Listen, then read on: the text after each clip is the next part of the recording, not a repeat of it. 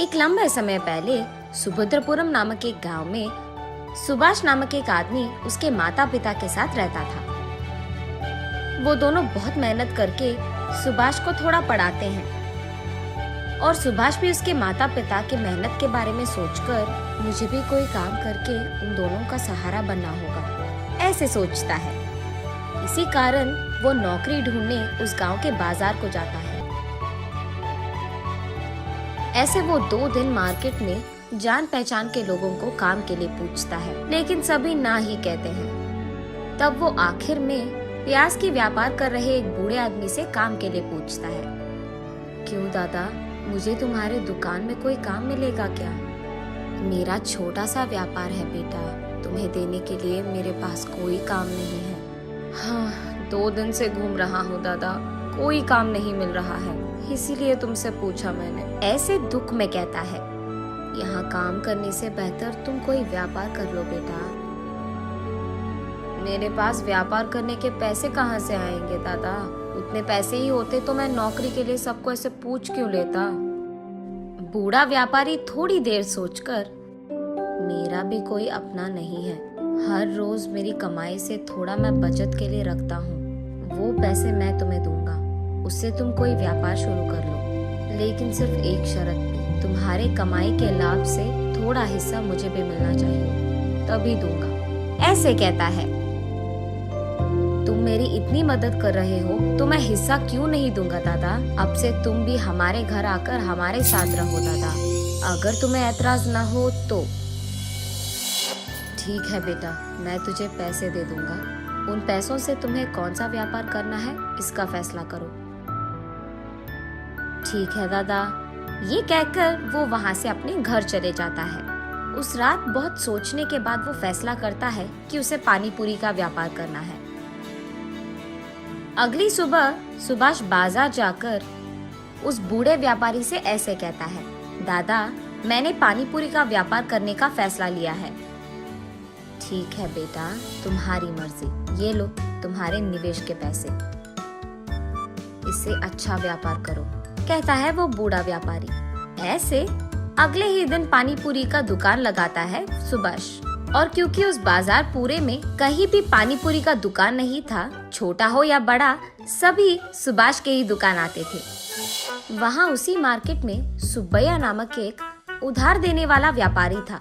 उसको इस बात का नाज था कि उससे पैसे लिए बिना उस पूरी बाजार में किसी ने भी कोई व्यापार शुरू नहीं किया। वो हमेशा यही सोचता था कि इस सारे बाजार में सबको मेरे ही पास आना होगा। हाँ, इसीलिए वो हर रोज उस बाजार में मौजूद हर दुकान में जाकर उसका हफ्ता लेकर उस दुकान में जो पसंद आए वो मुफ्त में ले लेता था। उसने एक भी बार किसी भी चीज के पैसे नहीं दिए थे।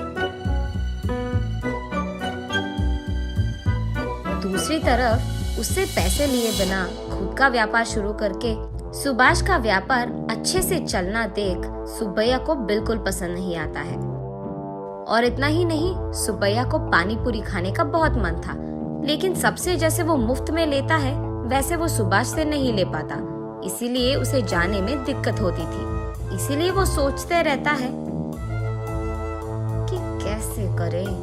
तब उसे एक उपाय सोचता है। वो सोचता है कि अगर इस सुभाष के दुकान में कोई भी चीज खो गया तो उसे खरीदने के लिए पैसे लेने तो वो मेरे ही पास आएगा, तब मैं उसे पैसे देकर वापस में जितना मन चाहे उतना पानी पूरी खा पाऊंगा।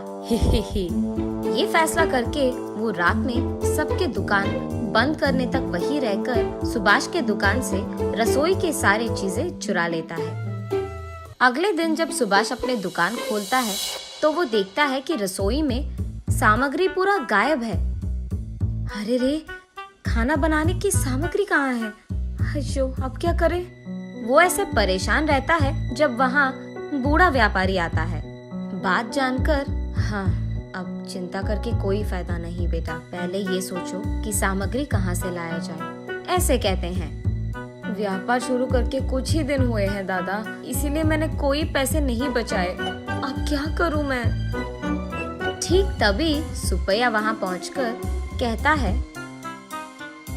हाँ, इतनी सी बात, अब जो गया वो गया, उसके लिए अब चिंता की क्या जरूरत है।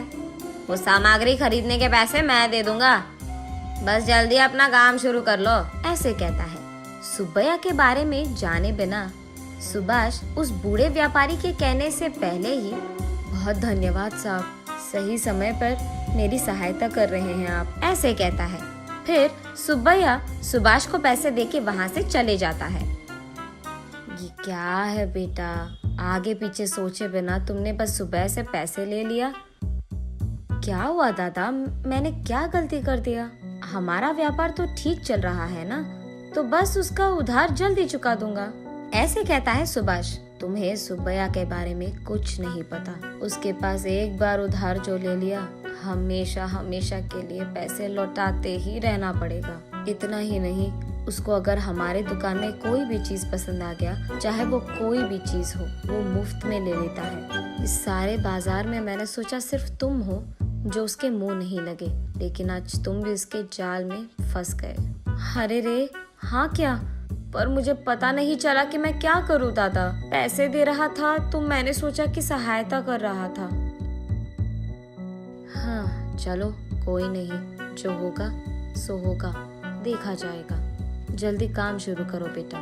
ऐसे वो दोनों अपने अपने व्यापार शुरू करते हैं। शाम होने पर सुब्बैया सुभाष के पास आकर एक प्लेट पानी पूरी दो, ऐसे कहता है। तब सुभाष उसे एक प्लेट पानी पूरी देता है। उसके खाने के बाद एक और प्लेट पूछता है और उसके बाद एक और प्लेट और एक और प्लेट खाकर कहता है, बाबू सुभाष, आज के जितने पैसे तुझे मुझे देने हैं उसमें आधा पानी पूरी का बिल समझकर बाकी आधा दे दो, ऐसे कहता है। ये सुनकर सुभाष चौंक जाता है। अब कुछ नहीं कह पाता है, इसीलिए वो बाकी के पैसे सुब्बैया को उधार के पैसे समझकर दे देता है। ऐसे ही हर रोज 4 प्लेट पानी पूरी खाकर उसके रोज के मेहनत के पैसे लेकर जाता था। इस कारण सुभाष को समझ में नहीं आता है कि वो कितना कमा रहा है और कितना गवा रहा है। अगर ऐसे ही चलता गया तो मैं उधार के पैसे कभी नहीं चुका पाऊंगा और आगे नहीं बढ़ पाऊंगा। नदी के किनारे एक पेड़ के नीचे बैठ जाता है।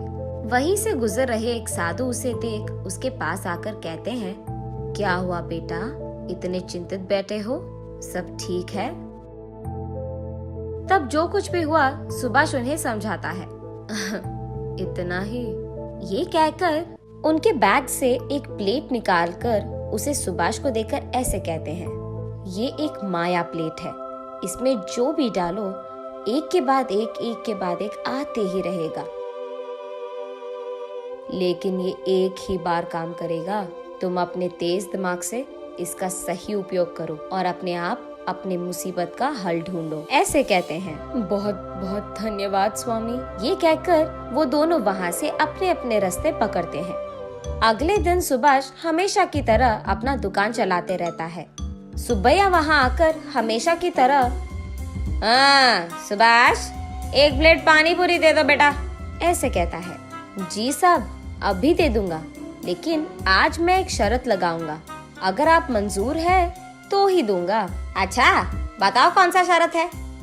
प्लेट में मैं जितने पानी पूरी देता हूँ उतना आपको छोड़े बिना पूरा खाना होगा। अगर आप खा पाए तो मैं हर रोज आपको दुगने हफ्ते के पैसे और दुगना पानी पूरी दूंगा, और अगर आप नहीं खत्म कर पाए तो मेरे से ही नहीं, इस बाजार में किसी से भी आप मुफ्त की कोई चीज नहीं लोगे। मंजूर है?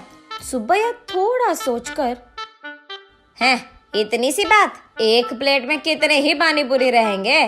ज्यादा से ज्यादा 10 ही रहेंगे, खा के प्लेट फेंक भी दूंगा। हैं, ठीक है सुभाष, मुझे ये शर्त मंजूर है, दो वो पानी पूरी का प्लेट। ये लो साहब, ये खाओ, ये कह के वो प्लेट देता है। सुब्बैया जितना भी खाए उस प्लेट में पानी पूरी खत्म ही नहीं हो रहा है। सारे पानी पूरी वही के वही रह जाते हैं। ऐसे 1 घंटा बहुत मेहनत करके खाने के बाद भी पानी पूरी के प्लेट में सारे पानी पूरी वैसे के वैसे ही रहते हैं। मैं थक गया, मैं हार मानता हूँ, ऐसे कहकर वो अपने पेट पे हाथ रखकर अपने आप को खींचते हुए उसके घर पहुंचता है। ये देख उस बाजार में सारे दुकानदार सुभाष की शुक्रिया अदा करते हैं कि उसके वजह से उनके मुसीबतों का हल मिल गया। और सुभाष अपने मन में साधु का धन्यवाद करता है